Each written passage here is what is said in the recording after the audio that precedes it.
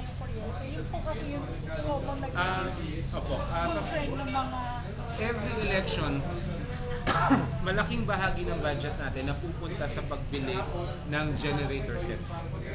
So, lahat po ng ating presinto, kung walang local power, meron tayong pinapasok na genset. so hindi po magiging hazard yung pagkakaroon ng brownout. Kuminsan nga kahit may power, may genset just in case mag-brownout. So talagang hindi po natin iniintay yung brownout masyado. It's just that syempre in some places, may mga few minutes no na naghihintay habang magkikick in yung generator. But that's the extent of it. Especially with the PCOS. Ang PCOS hindi namamatayan kasi meron siyang internal battery. No?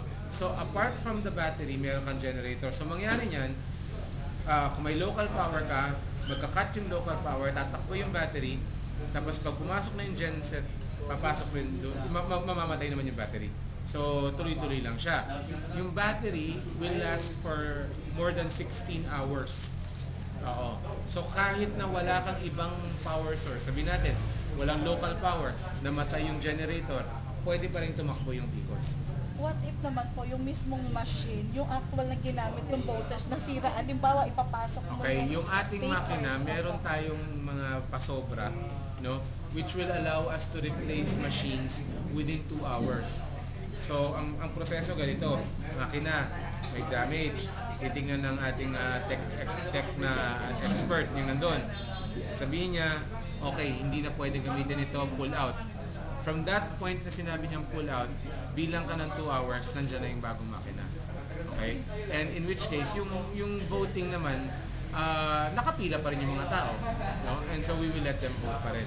Remember, meron tayong rule. Kahit 7 to 7 tayo, this rule will apply. If at the end of the voting period, no, yung oras, nandun pa rin kayo sa area, pwede kayong matapos bumoto. Kahit na umabot tayo ng 3 hanggang 4 na oras, as long as ang papabotohin na lang yung nandoon na.